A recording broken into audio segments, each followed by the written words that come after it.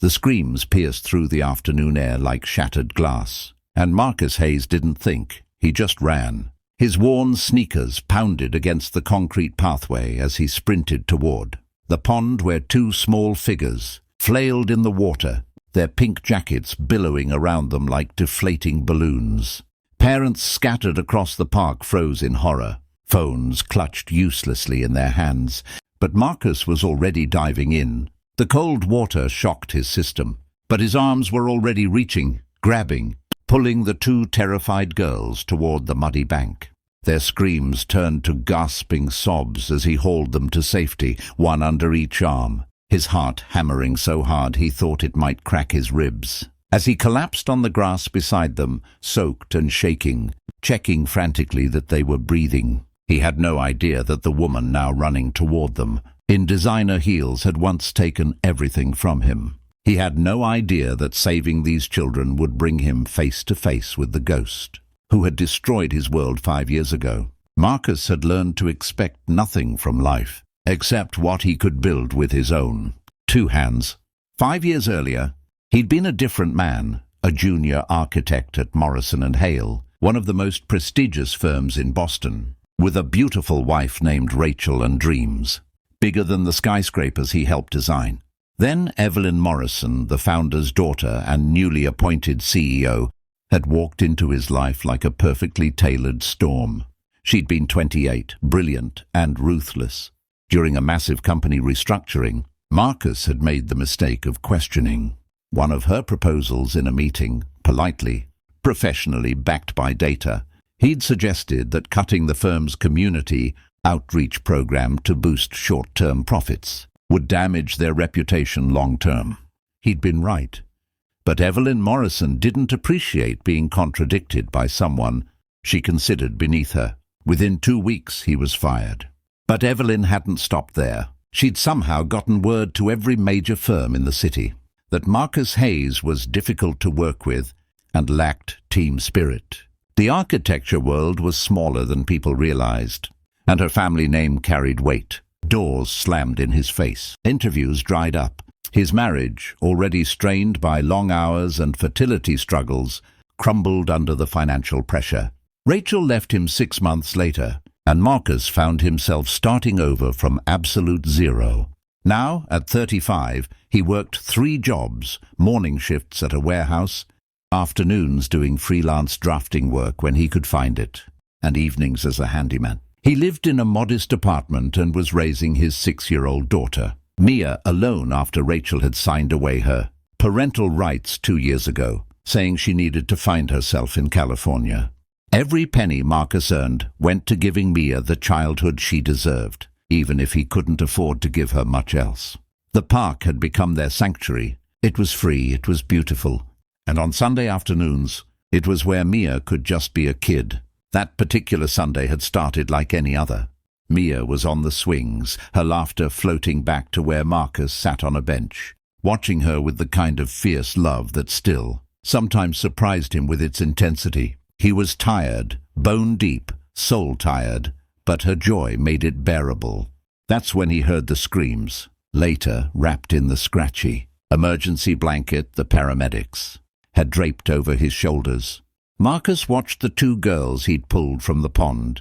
They were identical twins, maybe 4 years old, with dark curls and enormous brown eyes still wide with shock. They clung to a woman who had arrived moments after he'd gotten them to safety. A woman whose face had aged 5 years but was still unmistakable. Evelyn Morrison. She didn't recognize him at first. She was too focused on her daughters, checking them over with trembling hands. Her usual composure shattered into a million pieces. Her expensive clothes were muddy from where she'd dropped to her knees beside them, and mascara streaked her cheeks. Marcus had never seen her look anything less than perfectly controlled, and the raw terror in her eyes was almost shocking. "Thank you," she kept saying to him over and over. "Thank you, I can't, thank you." Marcus nodded, not trusting himself to speak. His chest felt tight, and not from the exertion. Of all the people in this city, why did it have to be her children he'd saved? "Daddy!" Mia ran up, her face pale with worry. "Are you okay?" "I'm fine, sweetheart." He pulled her close with one arm, pressing a kiss to her forehead. That's when Evelyn really looked at him. He watched the recognition dawn in her eyes, watched her face go from grateful to shocked to something he couldn't quite read. For a long moment, they just stared at each other while the paramedics fussed around them, and her daughters cried quietly into her shoulders. "Marcus Hayes," she said finally, and her voice was barely a whisper. "Miss Morrison," he replied, keeping his tone neutral. The paramedic interrupted then, insisting on checking Marcus for hypothermia, and by the time they'd cleared him and he'd collected his and Mia's things, Evelyn Morrison had been ushered into an ambulance with her girls. He caught one last glimpse of her face in the window, looking back at him with an expression he couldn't decipher, and then they were gone. Marcus took Mia home, gave her extra ice cream to make up for the scary afternoon, and tried not to think about Evelyn Morrison. He was mostly successful until Tuesday morning, when a sleek black car pulled up outside his apartment building, just as he was walking Mia to school. The window rolled down, and there she was. "Mr. Hayes," Evelyn said. "Could we talk, please?" Marcus looked at Mia, then back at Evelyn. "I need to get my daughter to school. I'll drive you both, and then I'd like to buy you coffee. I owe you much more than that, but it's a start." Something in her voice was different from the clipped, commanding tone he remembered. This woman sounded uncertain, almost vulnerable. Against his better judgment, Marcus found himself agreeing. The coffee shop Evelyn chose was quiet and upscale, the kind of place Marcus never went, because a single cup cost what he'd normally spend on groceries for 2 days. But he sat across from her, watching as she wrapped her hands around her mug like she needed to anchor herself. "How are your daughters?" Marcus asked, because whatever else had passed between them, those 2 little girls had been terrified, and he'd been genuinely worried.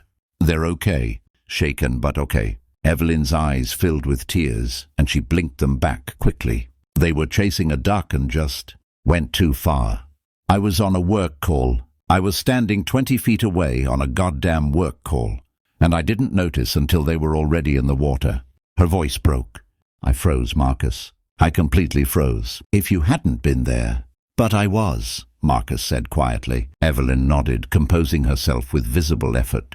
"I need you to know that I know who you are. I knew the moment I really looked at you on Sunday, and I need you to know that I remember what I did to you."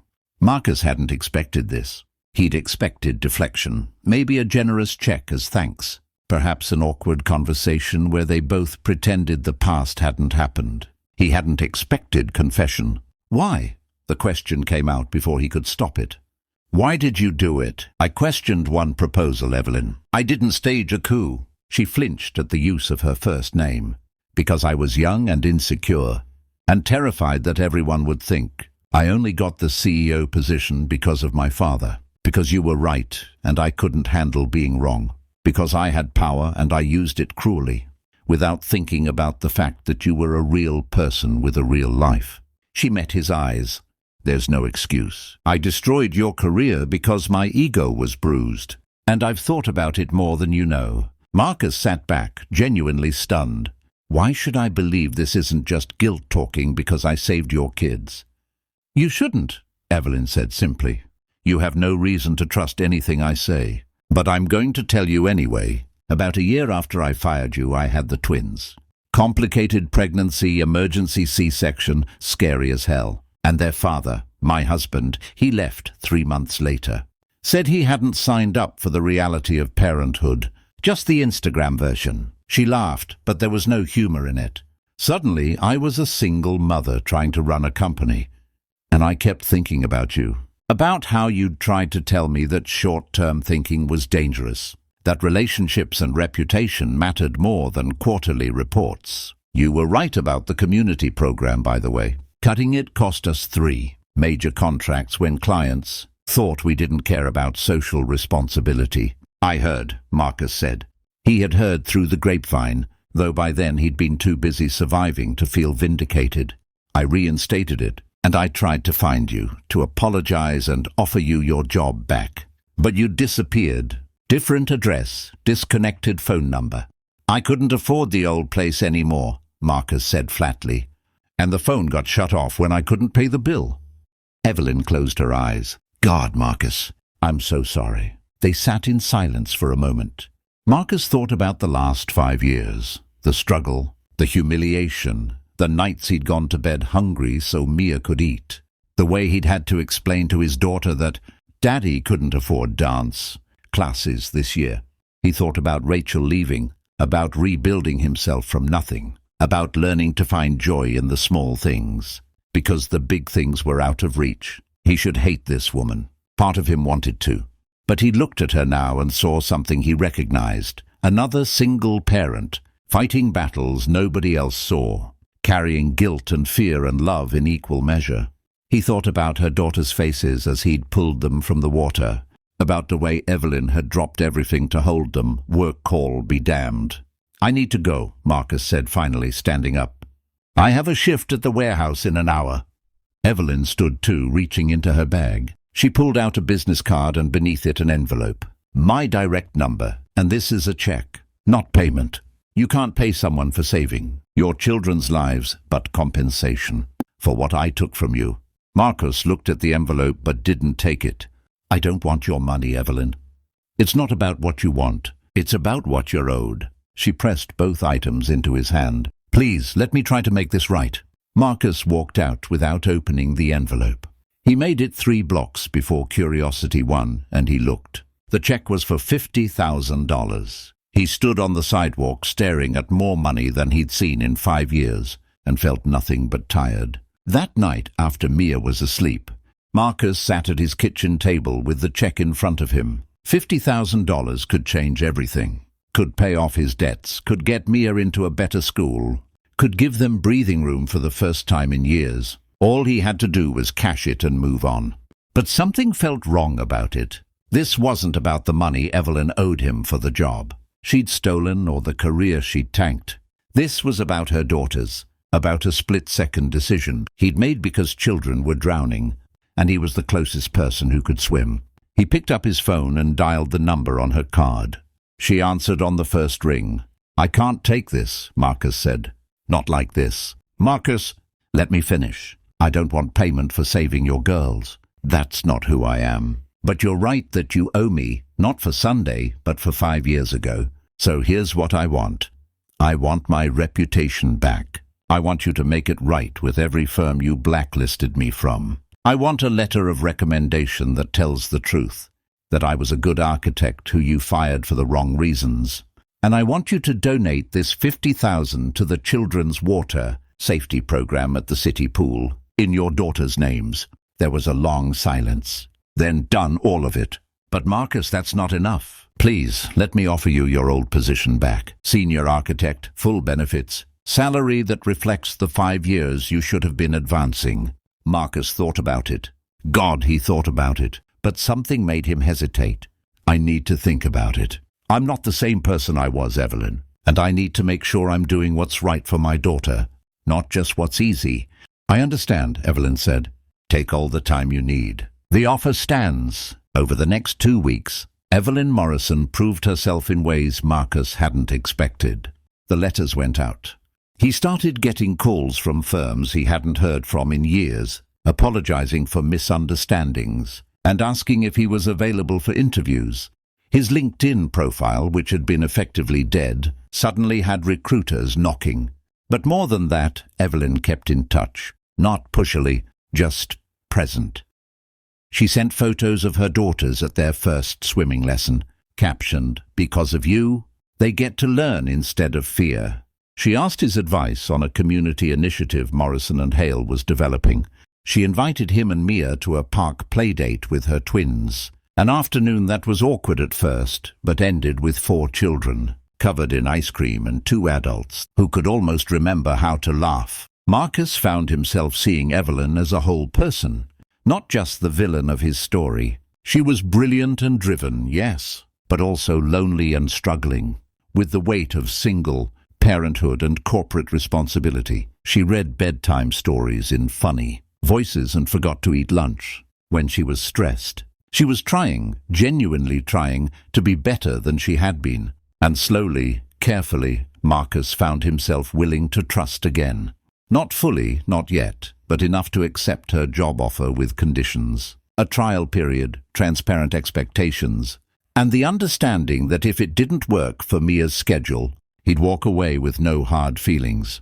His first day back at Morrison and Hale was surreal. The office had changed, but the bones were the same. Evelyn introduced him to the team not as a new hire but as someone returning, someone whose expertise they were lucky to have. She'd told them, he later learned, exactly why he'd been fired and why that had been wrong. It was a level of public accountability he'd never expected. The work was challenging and rewarding.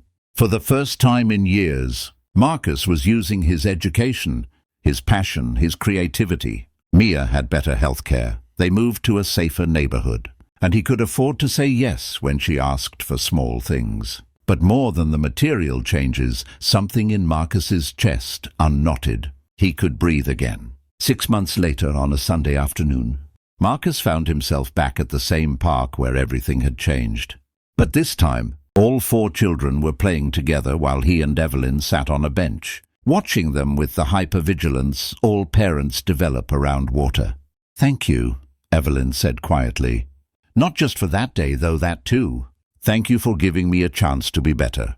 Marcus looked at her, really looked at her. Somewhere along the way, she'd stopped being the woman who destroyed his life and become simply Evelyn, complicated, flawed, trying her best. "Thank you for taking it," he replied. "Not everyone does." As the sun set, and their daughters, because somewhere along the way, that's how he'd started thinking of all 4 of them, called them over to see a turtle, Marcus realized something profound. The worst moment of his life had led him here, to rebuilding himself stronger, to learning what really mattered, to finding unexpected grace in the last place he'd thought to look for it. Evelyn Morrison had once destroyed his life, but in saving her daughters, Marcus Hayes had somehow saved himself too, and given them both a chance at redemption neither had known they needed. And as he watched Mia take the twins' hands to show them the turtle, her face radiant with the simple joy of friendship, Marcus understood that this was what healing looked like. Not erasure of the past, but transformation of it into something new. Sometimes, he thought, the worst people from our past are just the best people from our future, who haven't learned their lessons yet. And sometimes, the greatest act of courage isn't diving into cold water to save drowning children. It's diving into the messy, complicated work of forgiveness and letting yourself believe that people, like stories, can have more than one chapter. The sun painted the sky gold and pink as Marcus Hayes, single father and survivor, allowed himself to hope for the first time in years that maybe, just maybe, the best parts of his story were still ahead.